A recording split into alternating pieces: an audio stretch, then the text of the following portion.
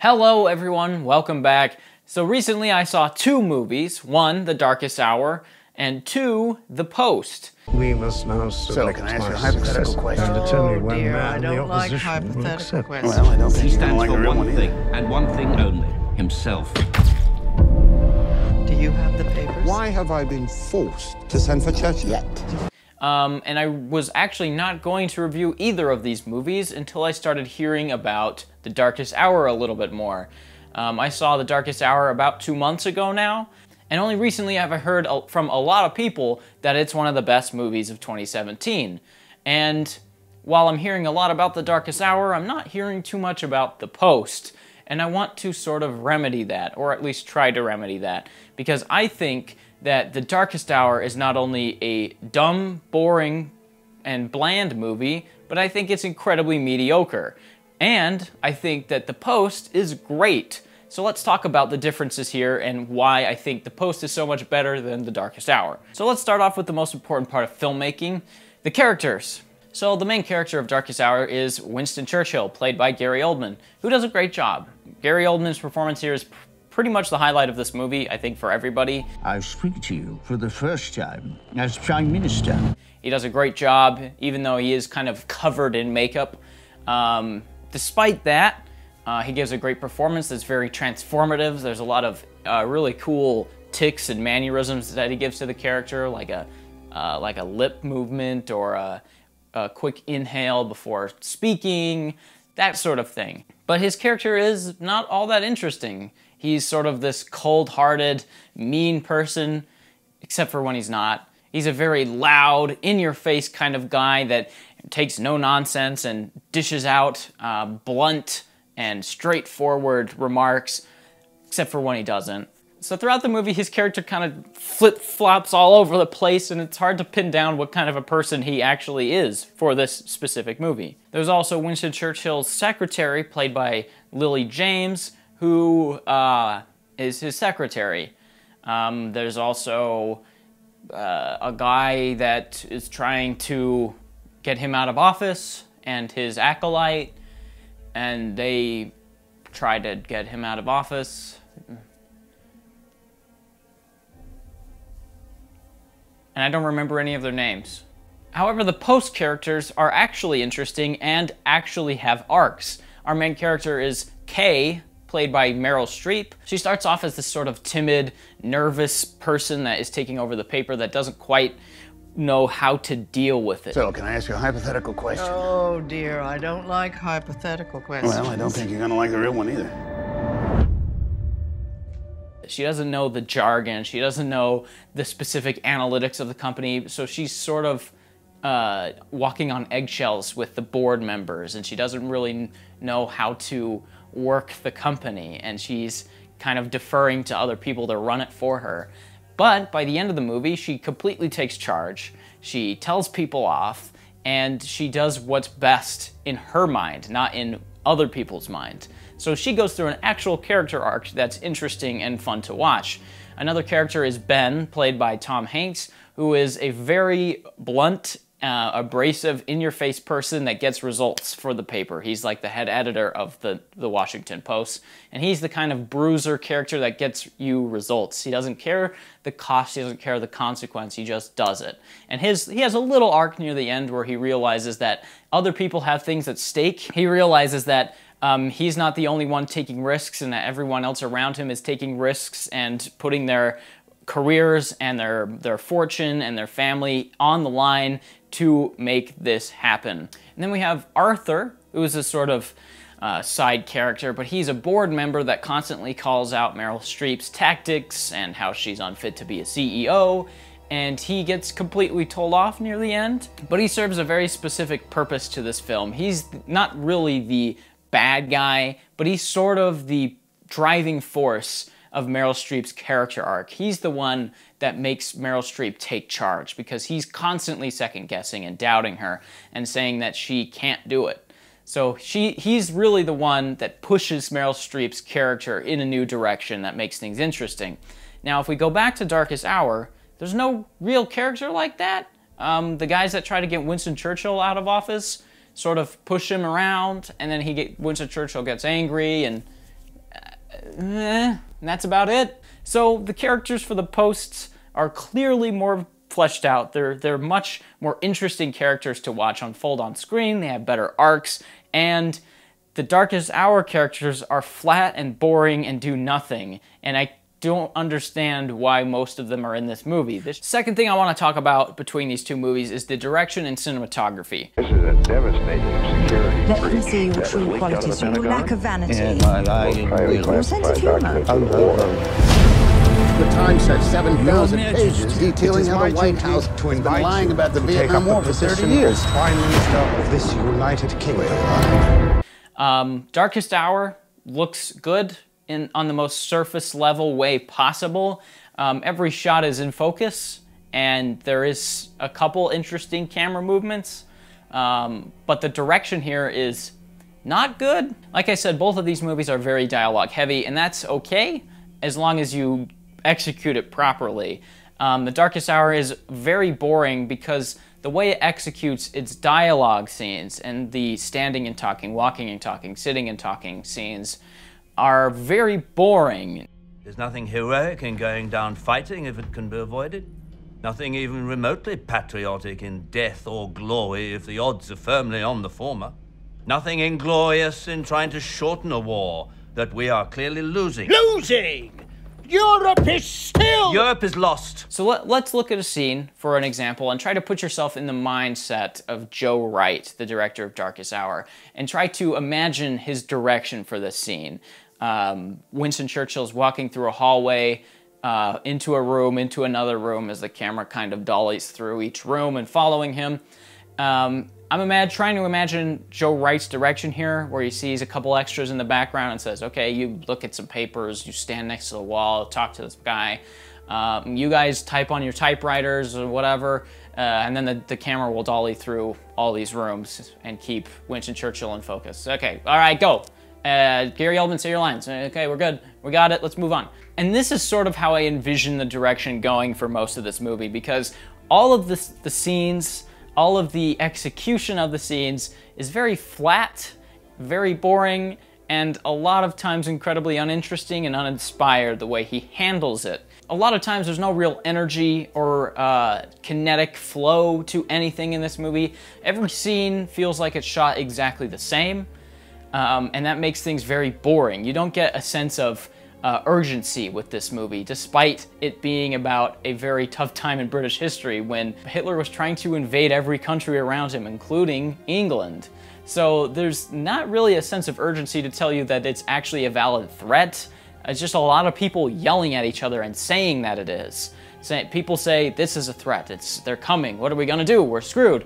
And there's no sense of urgency in the direction, camera work, or performances to instill that feeling in you. The movie constantly tells you that it's a thing, but it never makes you feel like it's a thing. And that's the biggest issue with The Darkest Hour.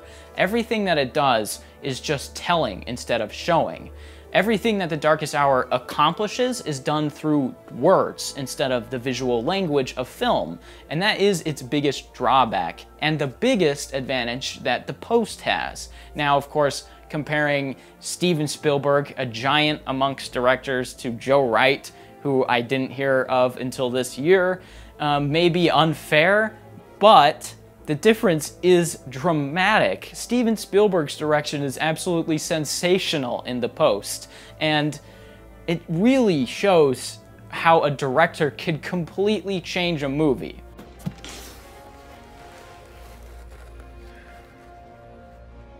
It's not the full report, but it's over 4,000 pages of it. Huh. Are these in order? I don't think so. There are no page numbers. Yeah, that's where the top secret stamps were. My source had to cut them off. We're supposed to retire on Friday. Ben, how are we supposed to comb through 4,000 pages? They're of not even material? loosely The organized? Times had 3 months. There's no way we can possibly He's get right. this done. We got less than 8 hours. We could shoot for City, then we'd have 10. There are some scenes in The Post that are one-take shots that go on for 4, 5, 6 minutes with so many extras doing so many different things, and the camera moving between different settings and people doing things that actually seem like they are integrated into the scene well. instead of The Darkest Hour where people are just standing in the background kind of chatting amongst themselves. There are actually things happening in each of these scenes that feel like they have weight to the scene. There's one shot that I'm remembering, I don't know if I can find a clip of this, but there's a shot I'm remembering of Tom Hanks, Ben, in his house with a bunch of reporters and lawyers, and the reporters and lawyers are kind of arguing amongst each other, trying to determine the legality of what they're about to do and if they can publish these papers on Vietnam without going to prison.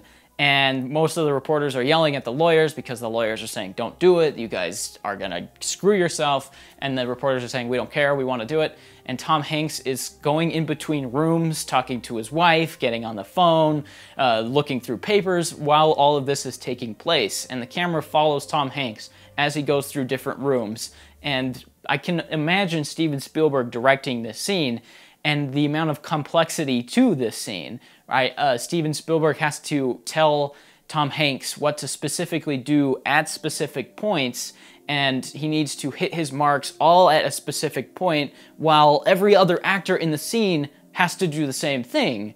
There's like 15 actors, and they all have to hit a specific mark and do a specific thing to make the scene work. And so this attention to detail in these scenes goes a long way into the believability of the setting. So when I see The Darkest Hour and I see just extras standing around or typing whatever they want on a keyboard, it's not as convincing as watching a character running through their house while people are arguing in the background, going through different rooms, yelling at each other, throwing their hands in the air, or Tom Hanks' wife washing dishes in a frantic pace, trying to ignore everyone else and running through the house. There's more happening in a scene in a Steven Spielberg movie that makes the scene feel like it's important. And these scenes are all directed with a purpose. They're all directed with energy. Like, you feel the situation. And Steven Spielberg, with using his camera work, his actors, and the set pieces, make you feel a certain way without telling you. And that's the most important thing that differentiates these two movies. One is incredibly tell, don't show, and one is the complete opposite. Another thing I want to talk about is performances here. They lied. Those days have to be over. I speak People are concerned about having a woman as in Prime charge of the Minister. Then she doesn't have the resolve to make the The tough Germans choices. have encircled 60 British and French Thank divisions. you, Arthur, for We are your looking at a fight. collapse of Western Europe in the next few days. our jobs. Find those pages. How long have they got if we don't rescue them? About Maybe 2 exposing days. years of We would government need a secrets. miracle to Is that get our legal? men What out. is it you think we do here for a living? Feel the weight of the world on your shoulders. We're facing certain defeat on Must land. be precious The cargo. annihilation of our Now, of course, Gary Oldman's performance as Winston Churchill is great. I'm not going to take anything away from him, but I'm going to take away from him a little bit here. Gary Oldman's performance is great. Like I said, he has a lot of tics and mannerisms that he gives his characters that really elevate it above being a standard performance. But him hiding in makeup and bodysuits and stuff sort of does detract from his performance, where I don't feel like it's the character anymore. I don't know, maybe I'm the only person in the world that feels this way, but when an actor has to completely like cover up in makeup to escape into a role, it doesn't feel like they're escaping into the role. Daniel Day-Lewis is just Daniel Day-Lewis in every movie he does, except he disappears into the role because he actually becomes the character. Gary Oldman, while his performance is really good, he sort of does hide some of his performance in makeup and prosthetics. And if we look at every other performance in this movie, Lily James as the secretary is fine, but she doesn't do anything. She doesn't affect the movie at all. So her performance is sort of irrelevant. Every other performance here is okay for The Darkest Hour. Everyone does their job. But The Post is a movie that would be called an actor's movie, and Steven Spielberg's a director that's an actor's director, because even some of the extras in this movie are just excellent, because Steven Spielberg knows how to direct an actor convincingly.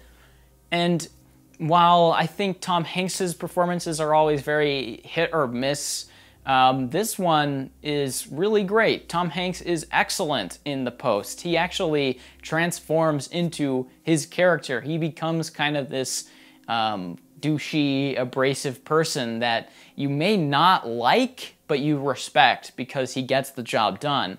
And Meryl Streep really does become her character. She becomes this woman that's put in charge of an almost failing paper, and she's pushed to do things that she may be uncomfortable with, but she has to make decisions. She not only gives herself little mannerisms, as Gary Oldman does, but she does things that you wouldn't really notice if you weren't paying attention. There are scenes when she's incredibly on the edge of her seat. She's nervous about making a decision, and her hands will shake as she's putting them up to her face to pretend like she's thinking about the decision and not being nervous, but her hands will shake and her eyes will sort of get wide and a little watery and bloodshot. And it's just these little things that Meryl Streep can do that affects her character and her performance in a way that Gary Oldman couldn't with The Darkest Hour, because he is hidden in so much makeup. So again, The Post sort of takes a leg up on The Darkest Hour. And I mean, I could go into every other minute aspect of each movie, but I mean, I think you get the picture. You get what I'm trying to go for. I don't think The Darkest Hour is a very good movie. I think it's incredibly mediocre. It does nothing specifically like wrong. It doesn't do anything terribly, but it doesn't do anything impressively either. It just sort of hits the mark, and that's it. Whereas The Post hits the mark and takes it to another level. Everything in The Post works far better than in The Darkest Hour. The direction is better, the cinematography is better, the performances are better, the music is better, the energy is better, the feeling is better, the execution is better, the message is better. Everything that The Post does is better than The Darkest Hour. I'm asking for advice, not information. You can't do this. The legacy of the company is at stake. What will happen? We shall fight in the hills. We will lose. The country will lose. For without victory, there can be no survival. So if I had to give these movies a rating, I would probably give The Darkest Hour a 5 or a 6 out of 10, just because of Gary Oldman's performance. And I would probably give The Post an 8, a solid 8 out of 10. The Post is a really great movie, and I highly recommend you go see it. I don't know. That's the way I view both of these movies. If you agree with me, leave a comment down below. We can discuss whether or not I'm right or wrong, even though I'm right. And I'll see you in the next video. Bye-bye.